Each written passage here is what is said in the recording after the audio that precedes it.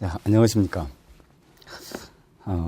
이번 시간에는 2014년에 치러졌던 민간 경력자 언어 논리 전체적인 총괄적 평하고 그다음에 그 언어 논리에 대한 어떤 그 세부적인 것들, 특히 조금 더 빨리 대비를 할 수 있도록, 물론 책에다가 해설은 잘 해놨습니다만은 그걸 바탕으로 해서 문제를 풀어가는 방법에 대해서 조금 더 자세히 설명을 좀 드리겠습니다.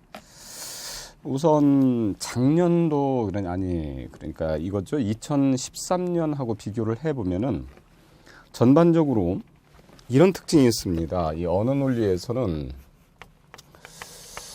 제시문의 길이가 우선 조금 짧아졌습니다. 한 10% 정도 짧아진 것으로 이렇게 평가가 됐는데요.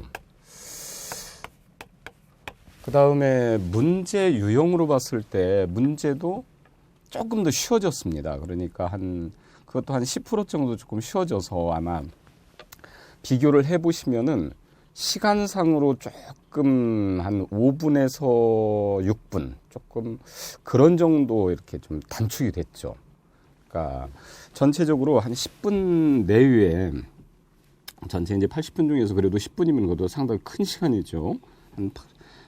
프로테이지로 따지면 한 10% 정도가 되니까 그 정도로 조금 이렇게 시험이 조금 낮아졌다라고 하는 거에서 아마 많은 사람들이 그렇게 큰 준비 없이도 충분히 대비를 할 수가 있도록 이렇게 한 조치를 취한 것 같습니다. 그래서 물론 시험이 어렵다고 그렇게 크게 그 쉽고 어려움에 따라서 당락에 대한 차이는 그렇게 나지는 않겠지만 그래도 현재 업무에 근무를 하면서 대비를 하는 것이기 때문에 아마 그것을 안배를 해준 것 같아요. 그래서 이에 대해서 관심이 있으신 분들은 조금만 더 대비를 조금 해두시면은 아마 크게 그렇게 어렵지는 않을 겁니다. 전체적인 것은 그런 정도이고요. 자, 그 다음에 이제 언어 논리부터 한번 살펴보죠.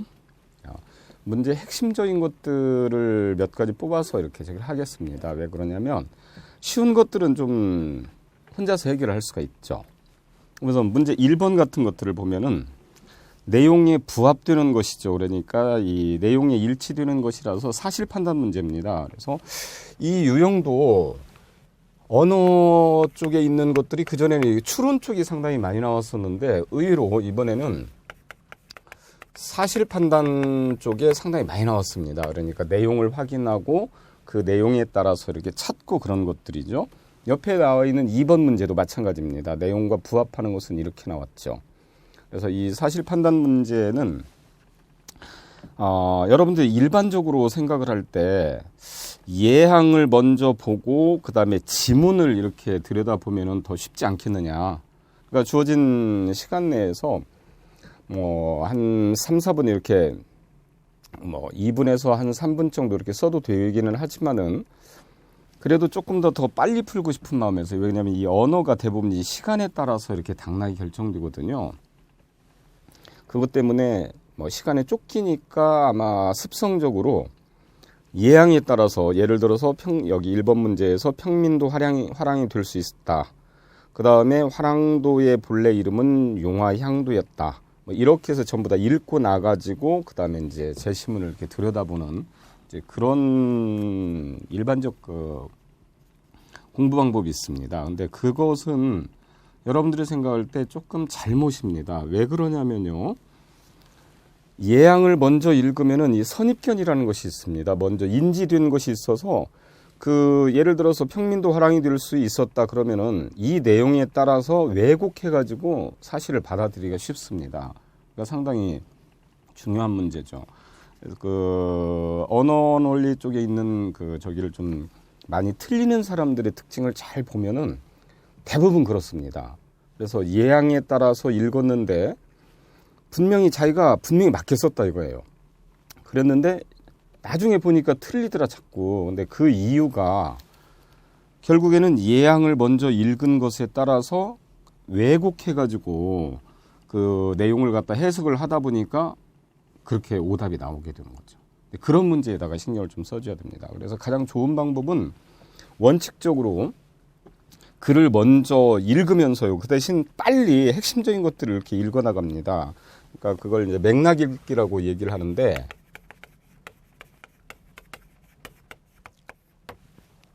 특히 이제 사법연수원 같은 데서 이제 많이 그 공부를 하는 방법 중에 하나죠. 왜 그러냐면 검사든 변호사든 그 어떤 소송 관련된 것들 저기라면 한 문건당 뭐 3,000에서 5,000페이지 정도 이렇게 저기를 해야 되니까요. 그것을 다 읽어 나가면서 핵심 내용을 변론을 한다든지 아니면 그것을 가지고서 기소를 한다든지 그래야 되기 때문에 핵심 내용만 파악을 하는 것들입니다.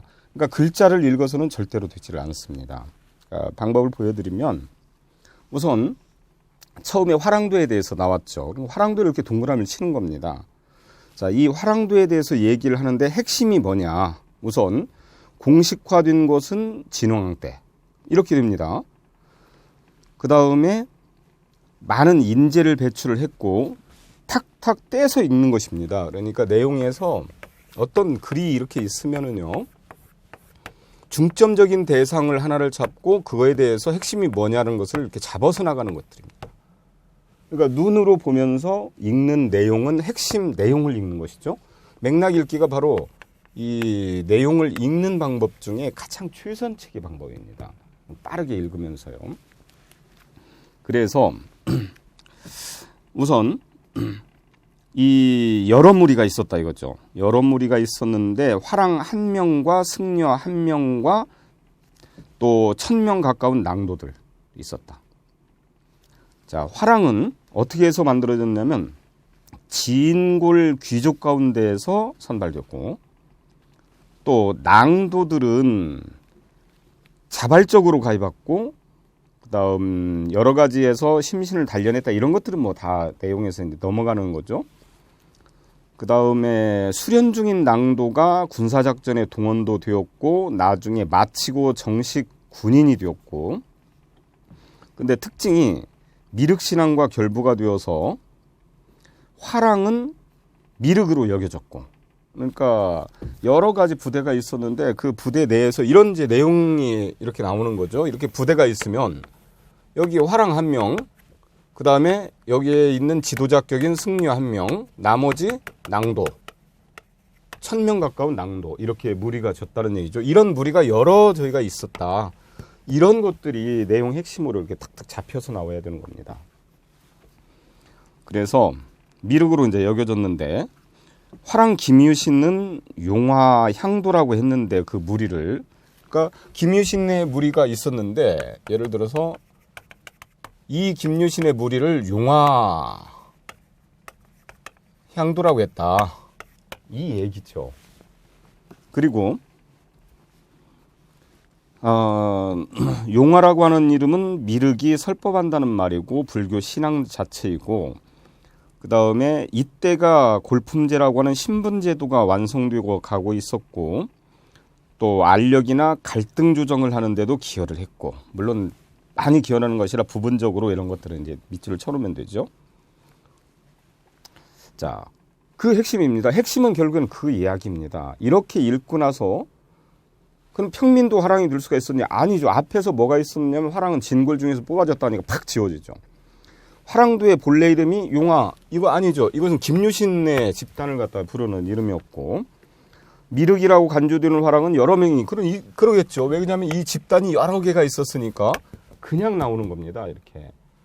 그래서 이렇게 정확하게 답을 낼 수가 있어야 되는 거고, 절대 먼저 항상 그렇게 해서 뭐 옛날 그 학교 다닐 때부터 공부해왔던 방식이 대부분 예양을 먼저 들어가서 파악을 한 다음에 위에 가서 사실 판단, 특히 이제 사실 판단 문제는 되게 그렇게 많이 풀죠.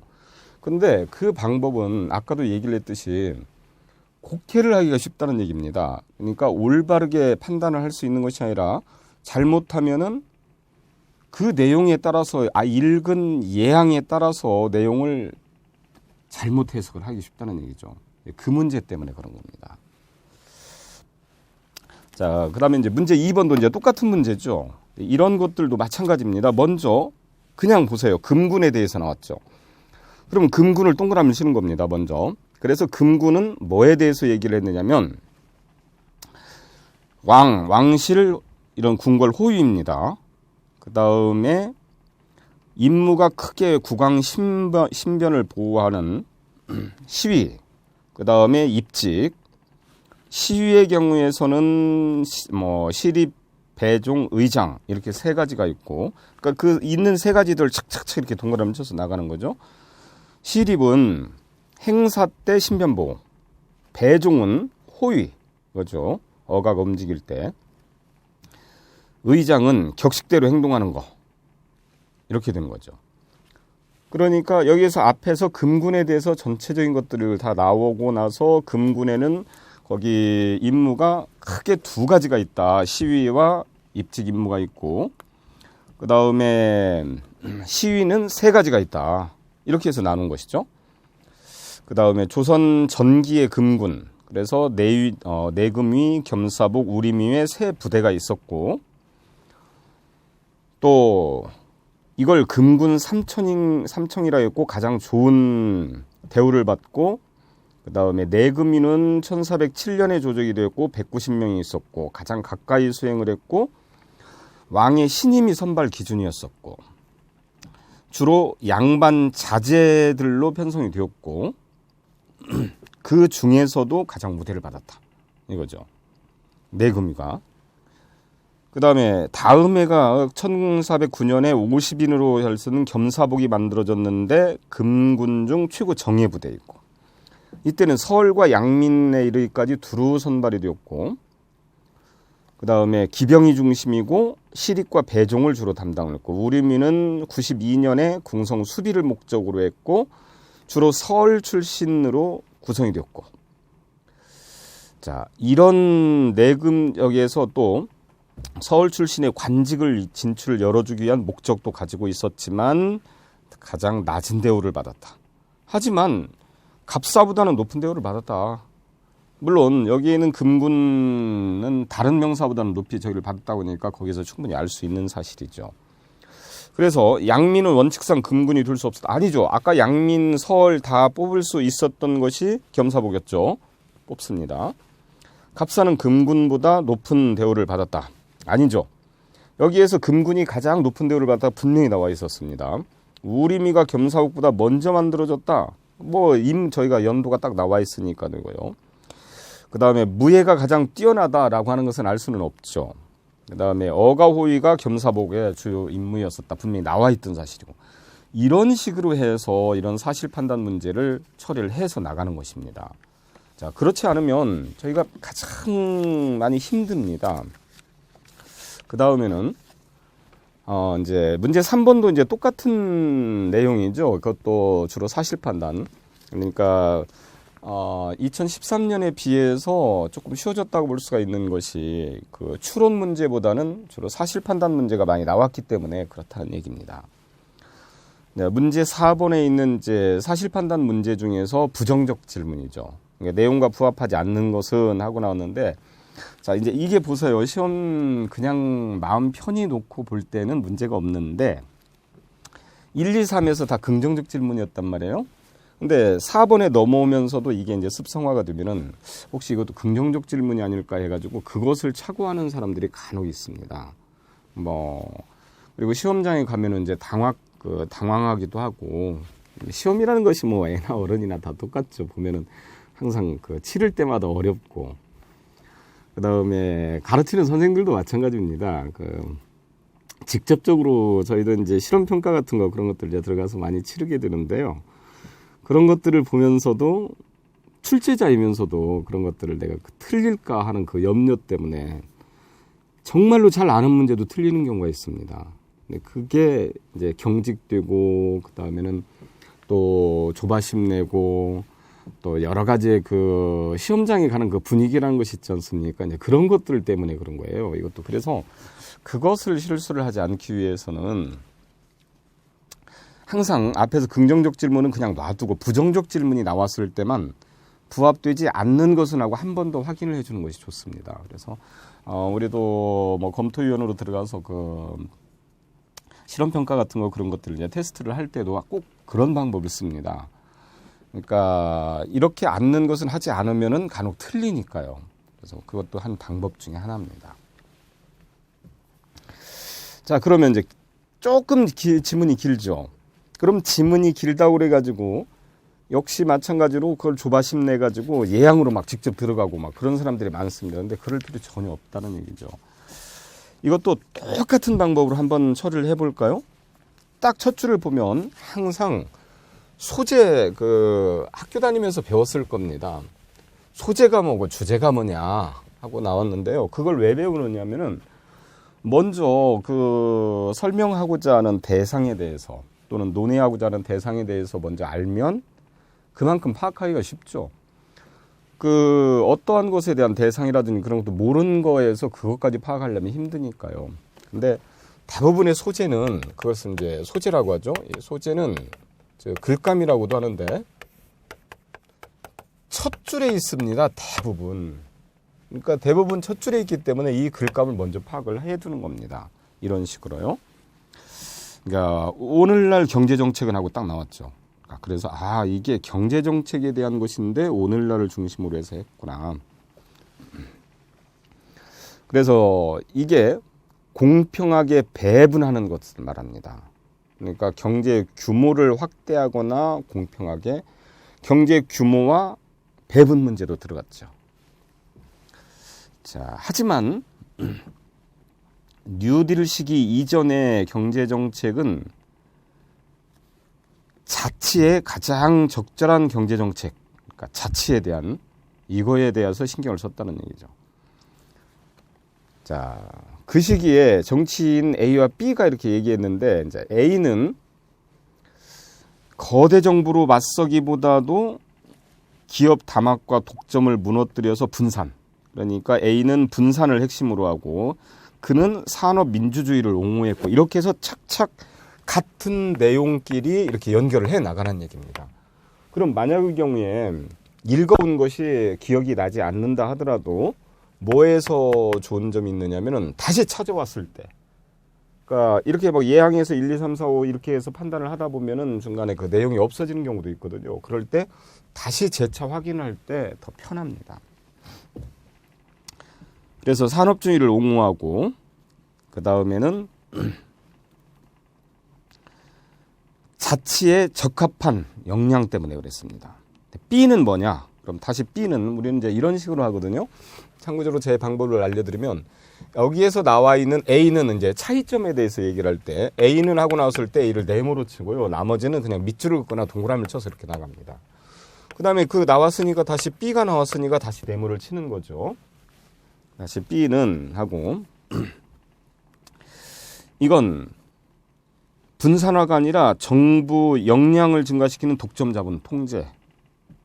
그러니까 정부 역량을 증가시키는 겁니다. 분산화가 아니라 차이점이 탁 나왔네요. 자, 그게 나왔고 또 시민 정신이 꼭 필요한 것이고 공통점에서 나와 있는 것은 시민 도덕을 장려하는 경향, 자치에 적합한 그러니까 결국에는 핵심이 이 오늘날 경제정책이 나왔는데 경제정책에서 뉴딜 시대에 그때 있는 것은 핵심은 자치에 있었다 하고 앞에 나와 있으니까요. 그 다음에 후반기에 시작된 성장과 분배 중심의 정치 경제학은 이것은 시민 중심을 밀어내게 되었다.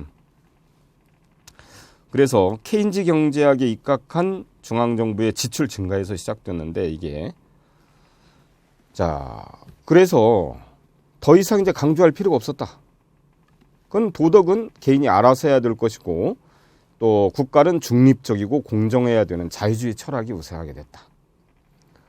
자, 이러한 또 어느 정도의 복지 혜택을 받을 수 있는 권리도 갖게 되었고 세금을 투입해서 관리를 하기 시작했고 즉 스스로 통치하는 자가 보다는 수혜자로 전락하게 됐다. 그러니까 자치에서 결국에는 수혜자 쪽으로 그러니까 주로 국가의 분배를 이렇게 혜택을 많이 보는 쪽으로 이렇게 기울게 되었다 이거죠. 그러면 현재와 과거의 차이가 분명히 드러났고 그다음에 과거의 두 가지의 정책 A와 B에 대한 정책의 차이점이 분명히 드러났죠. 그걸 가지고서 이제 문제를 푸는 것입니다. 자, A는 시민의 소득 정진을 위해서 아니죠. 이게 분명히 아니라고 나와 있었습니다. 그것이 아니라 자치 때문에. 그러니까 바로 탁 흔히 잡히는 거죠. 이런 식으로 금방 잡고 금방 처리를 해 나가는 그런 방법을 배우는 것이 가장 좋습니다. 그 다음에 이제 5번 유형은 전체적으로 다음글에 결론으로 적절한 것은 하고 나왔죠. 그러니까 이 전체의 내용에 대한 통합입니다. 내용 통합 문제이고 결국에는 어떤 내용에 대한 것의 주제를 파악하는 문제 중에 하나입니다. 주제 파악 문제이고요. 그런 유형은 앞에서 있는 즉 결론은 나오지 않았기 때문에 이것도 예항 들어가서 이런 문제는 진짜로 예항 들어가서 읽으면은 정말로 헷갈립니다. 먼저 그러니까 절대 예항 먼저 들어가지 마시고요.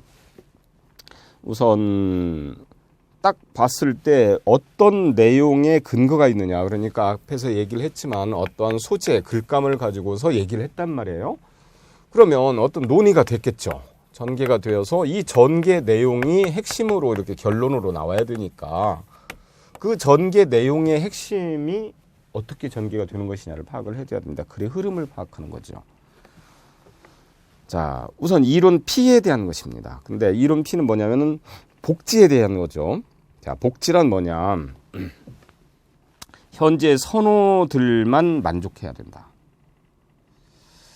자, 그건 근거가 두 가지인데, 그러니까 지금 글감은 복지에 나왔고, 복지에 대한 전개 내용이, 확장 내용이 현재의 선호들 만족시키는 문제가 나왔고요.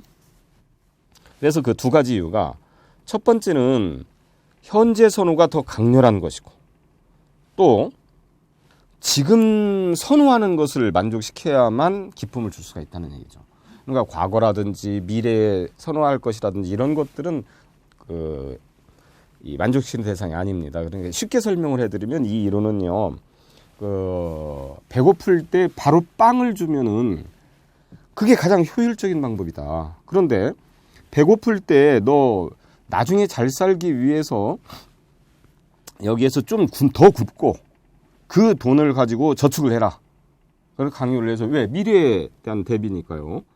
그래서 그것을 만족시키면은 그것은 만족도가 떨어진다는 얘기예요. 그래서 빵 이론이라고도 합니다. 그것을.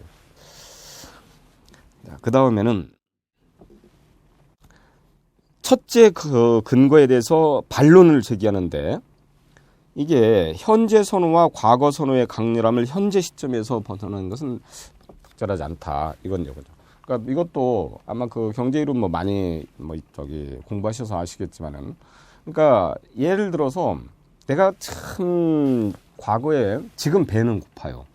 그런데 과거에 가지고 싶었던 것이 이 뭡니까 아이패드 같은 그런 것들이었어요. 그런데 워낙 배가 고프니까 그게 잊어버리고 지금 뱀 한단 말이에요. 그런데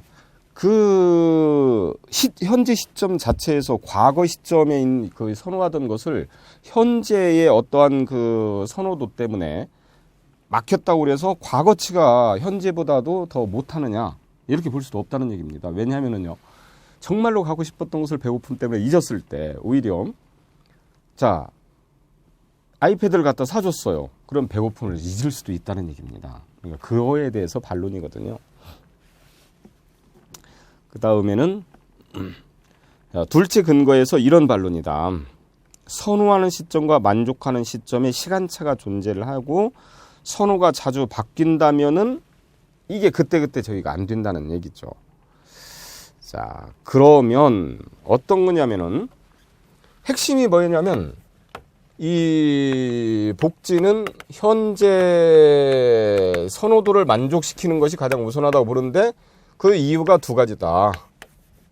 과거보다도 현재가 더 중요하고 그 다음에는 현재보다 더 중요한 것은 없으니까 이런 이야기인데 이것에 대한 반론이니까 결국 결론은 현재 선호도를 만족시켜야 된다고 하는 것이 없다. 이렇게 해서 내야 되겠죠. 안 읽어봐도 그러니까 예항을 안 읽어봐도 충분히 주관식으로 쓰라고 해도 쓸 수가 있어야 되는 겁니다. 그런 방식으로 해두면은요 이게 속도도 날 뿐더러 아주 정확해집니다. 그러니까 특히 이제 언어 논리 쪽에서 강한 사람들이 이제 대부분 이제 그런 방식을 취하거든요. 그 다음에 문제 6번에서 다음 글에서 알 수 있는 것은 하고 나온 거 이것도 역시 사실 판단 문제 중에 하나죠. 그러니까 똑같은 방법으로 이렇게 한번 해보세요. 처음에 문제 6번 시작이 어떻게 되냐면 감각정보에 대해서 얘기를 한 거죠. 특히 감각정보와 기억에 대한 것들이네요. 자, 저장 문제니까요. 그래서 이제 이렇게 우선 감각정보에 대한 저장 문제. 그래서 딱 흔히 나옵니다. 기억에 대해서 얘기를 하는구나. 자, 그래서는 특히 이게 다 되는 것은 아니고 특정 메커니즘을 통해서 단기간 또는 장기간 저장이 되는데 장기 또는 단기 저장이 어디냐라고 이제 연구 적였는데 근데 모두 대뇌피질이다. 그러니까 어떠한 우리가 감각 정보, 그러니까 우리가 받아들이는 모든 정보들이죠. 그 정보는 단기 기억과 장기 기억으로 나눠지는데 이것은 공통으로 대뇌 피질에서 이렇게 일어난다. 그런 얘기였습니다. 자, 그래서 신경세포들 간의 연결이 변화하는 과정에서 단기 기억으로 저장이 된다. 또 해마와 대뇌 피질 간의 영구히 지속되면 장기 기억으로 바뀐다. 그러면 단기 기억으로 되는 것과 장기 기억으로 되는 것에 대한 차이점이 분명히 이제 나왔죠. 그래서 해마는 단기 기억으로 유지하고 장기 기억의 필수지만은 기존의 장기 기억을 유지하거나 변형하는 부분이 아니다. 그래서 해마에 대한 특징이 나왔습니다. 또 걷기나 이런 기술 같은 것들은 반복에 의해서 학습되는 것이고 또 한번 잊혀지기 어렵다. 이런 거죠. 또 그에 대한 기술이 신경세포들 간에 이루어지는 메커니즘의 장기 기억으로 되고 전화번호 또 사건 이럴 때는 해마 간에 이미 존재하는 신호 강도가 높아져서 수개월 동안 이렇게 유지되는 것도 가능하다. 결국 신경세포 간에 연결된 그 증가된 상태로 유지하는 장기 상승작용은 해마 조직에서 충분히 처음으로 밝혀졌다. 그러니까 핵심이 단기 기억에서 장기 기억으로 되는 데는 해마 조직이 필수적으로 작용을 한다는 것이 밝혀졌다. 이런 내용이죠. 핵심은 그겁니다. 이런 것들이 정리가 되면은 바로 이제 알 수가 있죠. 예를 들어서 방금 들은 전화번호를 받아 적기 위한 기억에는 신경세포 간 연결의 장기 상승. 그러니까 어떠한 것들이 이 금방 받아들인 것들이 되는 것은 이제 단기 기억으로 되는 것이죠. 단기 기억에 했을 때는 이 신경세포 간의 장기 상승작용이 일어나면서 그것이 잠깐 동안 기억이 되거나 아니면 수개월 동안까지도 갈 수가 있다. 그런 얘기니까요. 됐죠. 또 이제 2번 같은 것들을 보면 해마가 손상되면 뭐 하고 나오는데 거기 여기 저기 있는 것은 이 기술적인 것들은 뇌의 성장과 발달에서 보이는 신경세포 간의 새로운 연결들 여기에서 나오는 것이고 뭐 나머지 것들에서 충분히 이제 다 파악을 할 수가 있는 것들입니다. 자, 이런 식으로 해서 이제 처리가 되고요. 자, 문제 7번으로 이제 넘어가 볼까요? 자, 문제 7번으로 보면은 보기에 대한 올바로 적용한 것은 이제 이런 것들이 이제 주로 확장 문제라고 얘기를 합니다. 대부분 보기가 따로 있고 내용이 이제 내용을 주어진 내용에 따라서 또는 여기처럼 이제 밑줄을 긋거나 이렇게 해서 나오는 것들이죠. 네. 자, 문제 확장적인 것들이 나오면 이럴 때는 참고적으로 보기를 먼저 봐도 괜찮습니다. 예항은 보지 않아도요. 왜 그러냐면 보기의 조건 때문에 문제를 내기 때문에 하지만 그것도 이제 상당한 이제 그 연습 저희가 필요합니다. 이런 식으로 해서 여기에서도 먼저 보기를 먼저 보는 방법을 하죠. 피실험자가 누워서 동작을 하지 않는 상태를 알파라고 했을 때 두뇌의 자기 신호 강도 양상은 A다. 근데 알파를 벗어나서 왼손만 움직일 때는 그런 신호가 양상이 B라고 했을 때 또 오른손만 움직였을 때 신호 양상이 C라고 하고 왼손 도구를 사용하는 것만 할 때 D라고 하고 왼손으로 도구를 사용할 때 손만 움직일 때하고 도구를 사용할 때하고 다르죠. 그래서 여기서 A, B, C, D가 이런 상태구나. 아무런 것도 A는 안 할 때, 자 B는 손가락 짝꿍 한쪽에 있는 거 왼손을 움직일 때, 그 다음에는 B는, C는 오른손만 움직일 때, 그 다음에 D는 도구를 사용할 때 이렇게 딱 정리를 해놓고 문제를 들어가서 이게 괜찮은 방법 중에 하나입니다. 그래서 그런 방법으로 처리를 해서 나가면은 앞에 있는 그 내용 파악하는 문제는 다 충분히 이해를 했으니까요. 그래서 자, 7번 유형은 이런 식으로 먼저 처리를 하는 방법이 가장 좋습니다. 그럼 이번 시간은 여기서 좀 마치고요. 다음 시간에 이어서 계속하도록 하겠습니다.